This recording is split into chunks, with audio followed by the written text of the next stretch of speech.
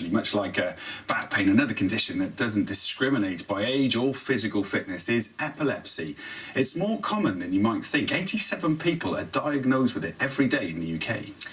Well, in 1995, one of those was former Spandau Ballet and EastEnders star Martin Kemp. He's been to meet other people living with epilepsy and to find out about a new treatment that could see the end of seizures. In 1998, I made my Albert Square debut as Steve Owen in EastEnders. Yeah. Steve, Matthew, what's that boozer like on the corners? Any good? But it almost never happened. In 1995, I found a lump on the back of my head, and I was diagnosed with 2 brain tumours. 48 hours later, I was in surgery, having the larger one removed. Then one night I went to bed, and I had a seizure that affected my whole body. It was a tonic-clonic seizure, and I was diagnosed with epilepsy. I had joined the 600,000 people in the UK who live with the condition. You see, I'm one of the lucky ones. The medication I take every day, it works for me, and I haven't had another seizure since. But 30% of the people living with epilepsy still have seizures, despite being on medication. One of those is Murray Golder. He developed epilepsy 26 years ago. My first proper seizure that I was told I had to go and get help. I was having a driving lesson and I lost control of the car for 2 minutes. So how did you feel when they diagnosed you? I was absolutely happy that it was something that I could deal with. I've been on about 5-6 different medications. I was having about six seizures a day to start with. I'm down to about maybe 5-6 a month now. Seizures vary in severity, from brief blank spells to events with collapse and convulsion. So your seizure isn't about rolling around on the floor in convulsion. So if I was to have one now, I would just stare at you. I would maybe fidget with my clothes. I might drool. I've almost walked off a train platform 3 times. I'm totally unaware. If I do ever have to travel alone, I tell people that I've got my condition. I wear lanyards to identify myself. I've had seizures at work. They're aware of my condition. I told them when I joined. They're very, very supportive of me. Murray is in a minority. There's a lack of employment support and a lack of understanding around the condition. Around 2/3 of working-age people living with epilepsy are unemployed.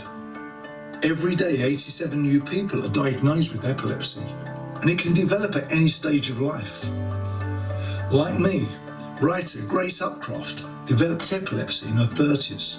I was in the supermarket and I had what I now know to be as an absence seizure. Right. Very confused, all of a sudden, dizzy. Went to see a paramedic that evening. He said, "You're on the cusp of a fever," and was sent home. It took 2 more seizures before Grace was finally diagnosed with epilepsy. They put me on the medication, and I was very lucky in that it worked from day one. I haven't had even an absence seizure. And no side effects from the medication. How has it affected your life now? It made me decide to seize the day. I'd wanted to join Andram for a bit of fun, and I just felt way too nervous to do that. Yeah. But I joined again and... So you're doing it? Doing it, yeah. Living the dream. Yeah, I really enjoy it. You know, I found it really inspiring listening to Grace and Murray's stories, but it is really important. If you think you're suffering from seizures, seek medical help straight away. But it's good to know that 2/3 of people that have a seizure for the first time will eventually become seizure-free with the right treatment. And treatments are being developed in places like this. King's College London, where Head of Neuroscience, Professor Mark Richardson, has studied epilepsy for years. Epilepsy is a set of brain disorders. These disorders cause recurrent epileptic seizures. Part of the brain starts firing electrical signals abnormally, and that causes the seizure, and it disrupts normal brain function. I suppose the worst thing about epilepsy is the unpredictability of it. Yes, absolutely. They're living with continuous uncertainty. You know, when's my next seizure going to happen? But that fear could be a thing of the past. With some groundbreaking technology the university has been trialling, Previously, brain activity could only be recorded using a large EEG machine in a hospital. But now, that's all changed.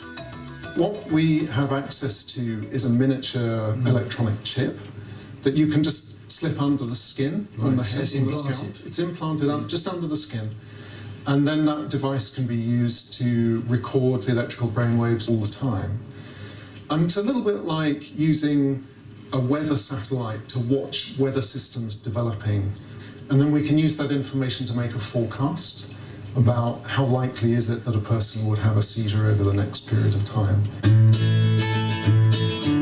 Murray, who I met earlier, is one of the people taking part in the King's College study.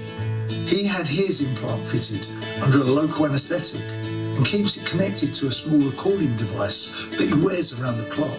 When I have a shower, I take it off, and that's the time where I download the previous day's data. The recordings of Murray's brain activity are sent to Mark and his team for analysis. So this is just a little bit of your brainwave recording here. And what you can see on the left-hand part is normal brainwave activity.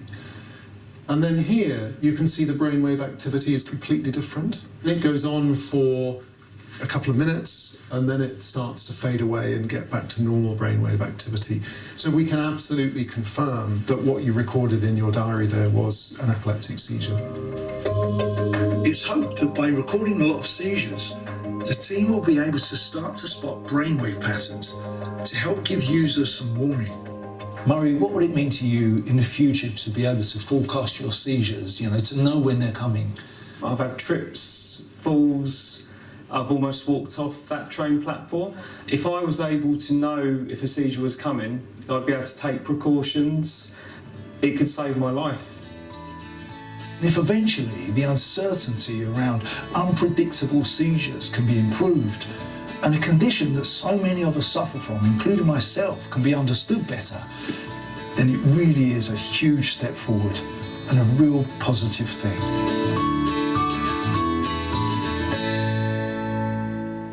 It is the biggest step forward. Imagine how different Murray's life would be with that technology. Oh, yeah. It's Incredible just bouncing so quickly, isn't it? Yeah, exactly, yeah. And being able to see it coming, that would be huge, wouldn't it? Thank you to Martin.